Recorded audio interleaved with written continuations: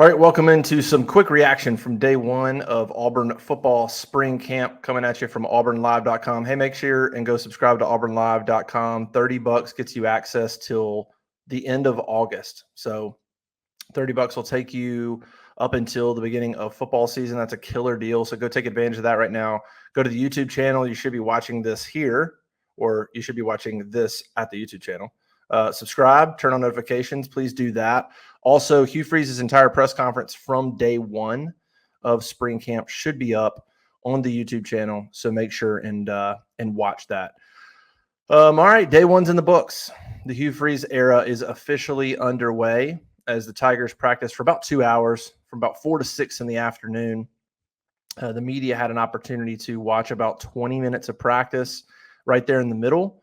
And then we spoke with Hugh Freeze around 6 o'clock on Monday evening. Interesting press conference with Hugh Freeze. Not a ton to take out of it. Here's maybe the high points. One is Hugh Freeze discussing the depth chart. He said there is no depth chart. There won't be a depth chart during spring. That's not shocking. He's got a lot to figure out. Those coaches have a ton to figure out in terms of the roster. One, evaluating the talent, but also just setting foundations of how they want practices to run and meetings and culture. And there's just a lot to do. And setting a depth chart in spring one is not at the top of that list. Now, unofficially, you'll see some, when we were out there today, unofficially, you're going to see some pecking order, right? So we saw a pecking order on the offensive line. I mean, there were guys that were the front of the line playing left tackle Dylan Wade, playing right tackle Gunnar Britton, playing center Avery Jones. So there's going to be pecking order, but there just won't be an official depth chart from Hugh Freeze and his staff. They're not going to go through, evaluate, create a depth chart, hand it to the players and say, here's where you are. There's going to be no narrowing of repetitions during spring. He said that won't happen until the fall. So it's going to be pretty even in terms of repetitions for all the guys throughout spring ball. They're not going to be narrowing anything down until the fall. So that's probably one talking point from day one is no official depth chart, mostly centering around just making sure that those reps are pretty even, no narrowing down of repetitions. The other would just center around just the overall vibe. Hugh Freeze talked about being optimistic. He said the energy was great. He said if those guys do that every day of practice, they're going to get better.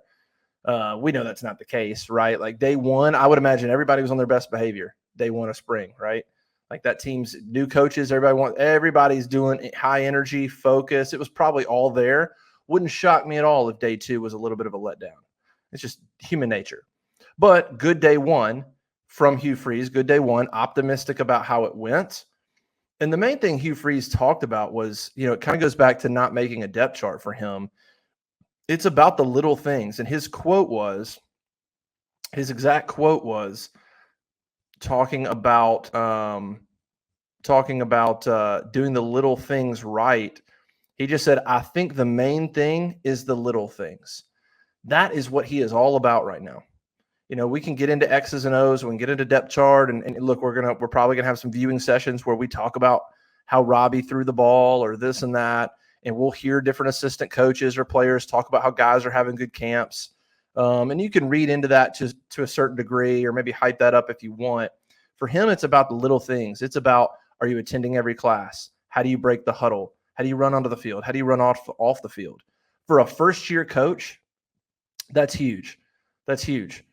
That's what it's all about. We heard a lot of that similar stuff from Brian Harsin, and that's one of the things that's just kind of common for whatever coach. I mean, Harsin was so new that he was having to do the same stuff.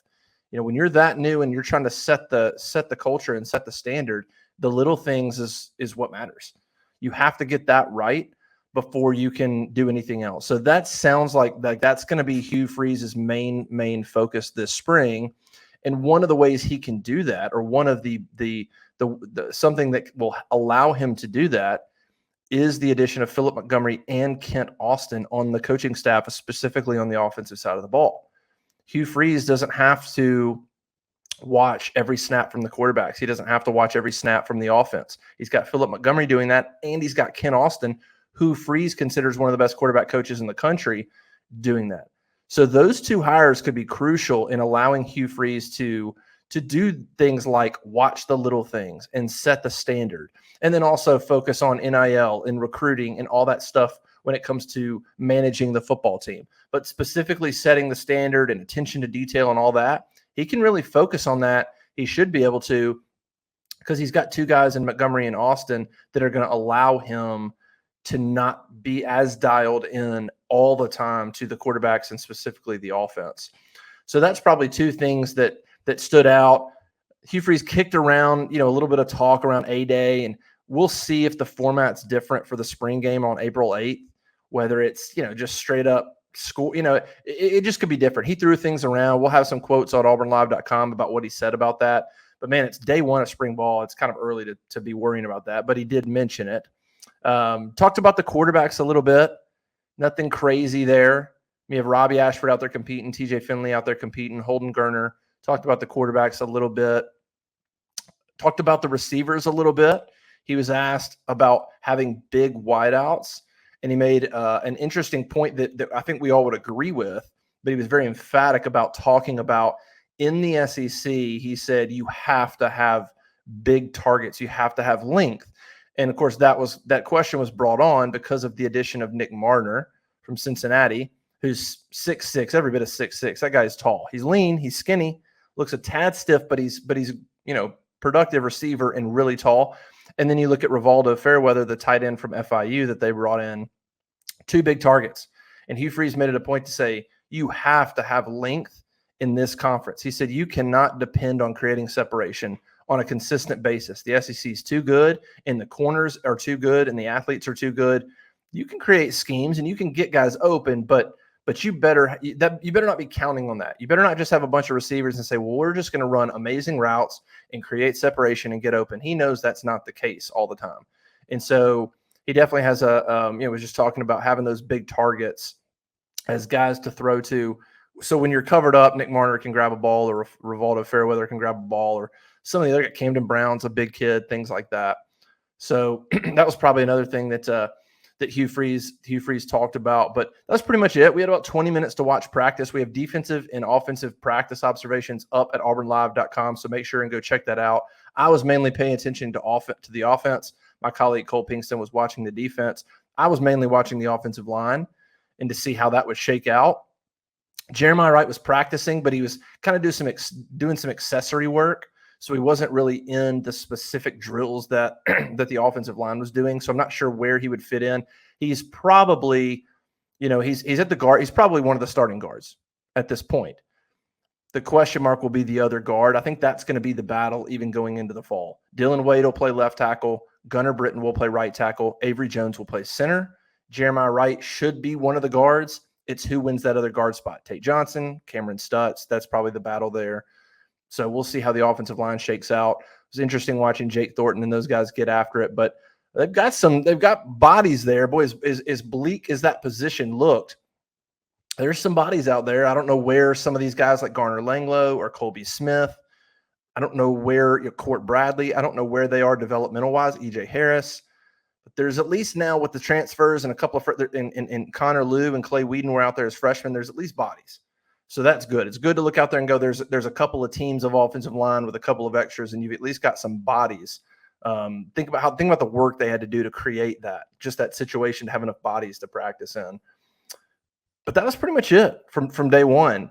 I mean, Hugh Freeze talked about it being a fall camp-like feeling, which I think goes to just the excitement, enthusiasm around it being day one of the Freeze era. It felt like fall camp. There's a little bit of intensity. There's a little bit of excitement like you would have when you're just weeks away from a game. Of course, it's just the spring, so that'll settle in a little bit. But it was cool to listen to him talk about just the excitement and the energy that was around that first spring practice. What a great setting at the Waltos Performance Center. The first day of practice on the new practice fields that are behind that brand new performance center. So much more room. Two massive fields with a bunch of room. Even around the borders, just a lot more room than where they were practicing next to their old indoor facility, where they basically had one long football field and then another one, but they were separated. These are two football fields side by side, parallel, everything, you can see everything. You can hop to one field to another just like that. Very different setup, much more efficient setup than the one that was there, and just more room overall. So really, really beautiful setting as the sun was going down, watching practice for Auburn football as they kick off spring camp under Hugh Freeze. So that's pretty much it. If you want the rest of the coverage, go to auburnlive.com. We've got stories. We've got a photo gallery up, 60 plus photos. We've got 15 things I'm thinking about as spring camp starts. That went up on Monday morning. Go check that out. Just a bunch of stuff that is sort of on my mind as spring practice gets going. And we'll have more content as we go. We talk to assistant coaches on Tuesday. We'll talk to some players on Wednesday. And that'll kind of be the rotation throughout spring. We'll talk to Hugh Freeze every Monday. We'll get some assistants every Tuesday, and some players every Wednesday, all leading up to 8A on April 8th. They'll have spring break off. So we'll do this week, spring break off, and then they'll get rolling for good. And I guess have maybe four straight weeks, something like that. So make sure you go check that out, auburnlive.com. Subscribe to the YouTube page that you're watching this on. Hit the notification bell. That will really help us out a lot. Go take advantage of the deal at auburnlive.com. We'll have plenty of coverage. Hey, make sure you go, by the way, to Auburn Live on Tuesday morning. So I'm recording this Monday evening. Make sure you go on Tuesday morning. We'll have a special content piece with a player on the team that's going to be with us throughout spring. I'm not going to name the player. You'll see Tuesday morning. He's going to do an exclusive diary, like a spring camp diary, for auburnlive.com, where it's just going to be his words. We're going to catch up with him every week during spring ball, and you'll only get that at auburnlive.com. So make sure and check the site out on Tuesday morning. That's pretty much it. Go check out auburnlive.com. We'll catch you on the next time. See ya.